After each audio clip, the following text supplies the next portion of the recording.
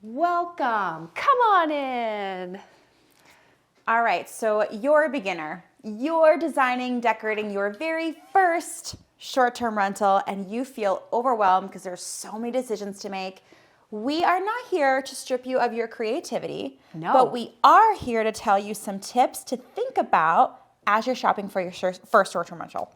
Yes, you've got to think about your guest, not about yourself here, your guest and their overnight. Let me say that again, their overnight.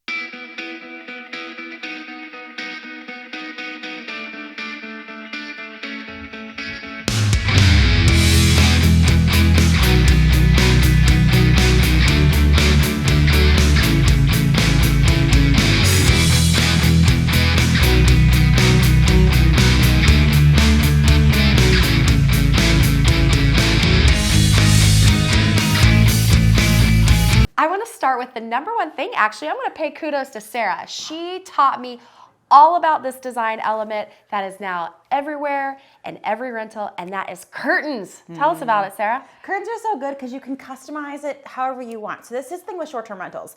We want you to think about the guests that you want to attract, but you're inevitably going to get a lot of different people who like things a lot of different ways. So if you can accommodate the way everyone likes all the things, you're going to win. So curtains, number one, I always have sheers or blinds so that people can still have like the legs of the curtains open but have sheers in the middle so they still get privacy, especially on the first floor. But blackout curtains are great because a lot of people like it really dark in the morning and they like slowly welcome themselves to the day or what have you. So blackout curtains and then a way for curtains to be open, light to come in, but still get privacy is super important. And the great thing about them, you can get these on all different price range. So if you have a super strict budget, they're easy to find. If you can spend more, you can get more luxurious. They can become a part of the design. Another great thing is they absorb sound. So maybe it's, maybe you're in a unit like we are here where there's neighbors. It can help to absorb some of that sound. And also, if you have nosy neighbors, it also blocks them from looking in. Some more curtain tips for you. These aren't those ones, but my favorite hardware, and it's inexpensive, is IKEA because they do have the double rods. It's super inexpensive and they're really forgiving when you install them. If they're not perfectly level, they're easy to adjust after the screws are already in. So I love IKEA. Also remember when you're buying curtains, you can do like we did here with the rings on the curtain rods. If you need to lower your curtains a little bit, if they're just a little too short, I like my curtains to, these are a little too short, but I like my curtains to get as close to the ground as possible so they're not flooding. But yeah, curtains are very important. People are very picky about their lighting and their privacy, as they should be. So this is a great way to accommodate them. Another tip that so the curtains are a good tip. I don't care if you're at the beach, if you're in the middle of the woods, if you're in a city. This is especially great if you are in small spaces. So maybe you're like us and you mostly host in metro areas and small apartments. Getting a coffee table that it's not necessarily for the storage, but so people can drink while they're watching TV, have a snack while they're watching TV. Guests have written reviews about this. They can eat, they can work there also for versatility. So this is just something that's so nice and it's double. So if you can get furniture that can do double function, you want to do that all day long. Yeah. Okay, anything else in the living room space? Well, I'll say this no matter what room you're in, but secondary lighting.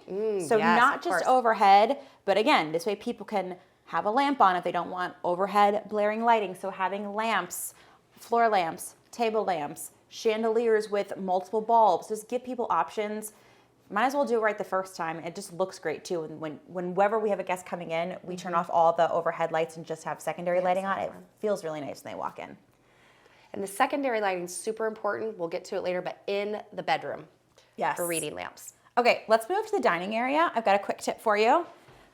We used to love anchoring the dining table with the rug. It looks great and all, but it is the first rug to look real crappy real fast. So now we just omit them. We don't use rugs under the dining table. And my favorite tip, and actually pet peeve if I visit somewhere, is you need to make sure that however many guests that you have, that your home can sleep and accommodate, there's enough seating for them around the table and also in the living room. So please, I implore you, if you sleep 8, you need to be able to seat 8. So when you think sleep, you got to seat. Sleep, seat. And that goes for like stuff. Now, this is still designing, because that's the thing too people forget about when you're designing an Airbnb or a short-term rental. It's not just the pillows you pick out and the kind of bed, but it's also you're designing their stay. So when you're buying mugs and silverware and plates, you want to think about replacing them, because they will get broken. It's not a big deal. Accidents happen. So know where you got them from so you can replace them, and then also have enough for everybody, and not everyone to have like one and they have to wash it each time. And that's kind of obnoxious. Right. This apartment sleeps 2, so we have at least 6 of everything. Ooh, 2 more design tips that are, again, can run the gamut from inexpensive to more pricey, but doubles as art, and you can put them in every room. Guests love it also. Mirrors and faux plants. I'm a faux plant lover because I don't want the extra Upkeep, maintenance, pricing, cost of having someone help me water the plant. I don't want to ask my guests to do that for me. The cleaning team already has so much on their plate. So I like faux, but there are people who rock out. I like a real plant. I've done real. They do die. We actually have some people, though, that it's just part of their process. It's part of their brand. Yeah. Are the plants, and they make sure that those are maintenance. They have a whole team that just takes care of the plants. Want to go back to the mirror really quick? This is a great place for a mirror, like if you could have places where people can get ready, alternate places to get ready. But again, I'm begging you. Gotta have a full-length mirror. People are coming in town to maybe go to a wedding or a job interview or a class reunion. People need to be able to see themselves head to toe. Yeah. All right, let's move to the kitchen. Let's do it.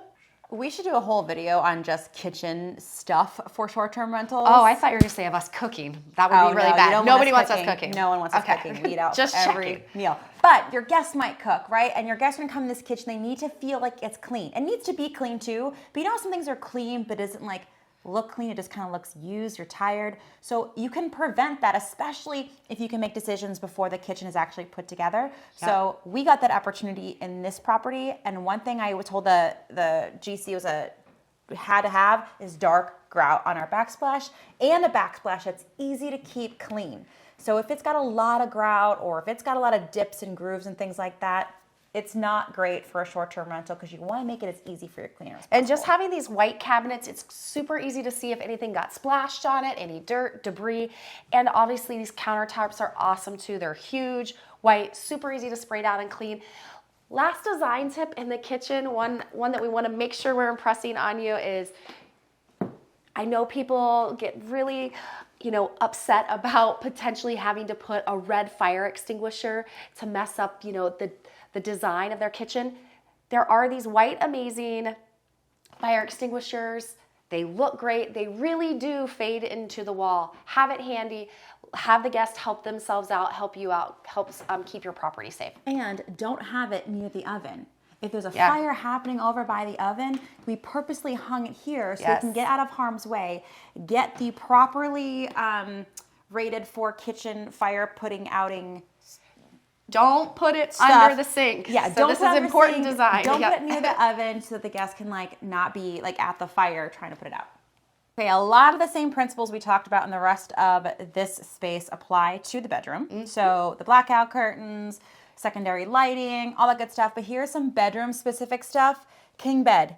If you can fit a king bed, do it. Do it. And if you can't fit side tables and a king bed, still get the king bed and do some shelving above your headboard, or just figure it out. Yeah, people will love king that. Beds are luxurious. Absolutely. Fan. I don't love a fan. I feel like most of the people love fans. I don't. So I had to learn the hard way about putting fans as many places as I can in spaces. I think people like the white noise, even though I have white noise machines. Mm-hmm. They can also, they like a breeze when they're sleeping, but regardless, especially in the bedroom, I recommend a fan. It's an easy thing to install and help the guests that want to do that. And of course, here's our full-length mirror that Annette talked about. You must have. And going back to your guests, have enough pillows. Have 4 pillows. Always offer a little bit more. Offer that variety. And I think the last big tip I want to leave you with, are hooks. Yes. If you can put hooks in your living room, in your bedroom, in your bathroom, and then make sure they're not installed with dinky anchors or just a nail, like have them either toggle bolts or like a really heavy duty anchor so people can put their bags, their purses, their heavy coats all over your home. Yes, people aren't putting things away when Yeah. they're doing just a short stay. So equip them with the hooks. And also, again, it goes back to, let's say you have 4 guests, 8 guests, 16 guests. If you have those towels, where are they going to put those towels after they shower? So go have fun, pick out whatever kind of curtains you want, whatever kind of bedding you want, like have fun with that, really be thoughtful. But if you take the tips that we talked about today, incorporate them with whatever design you've got cooking up in that brain of yours, you're gonna have a really great short-term rental that's gonna accommodate a lot of great people. Yes, let it be fun. We forgot that word in the video. So, way to go. Have fun.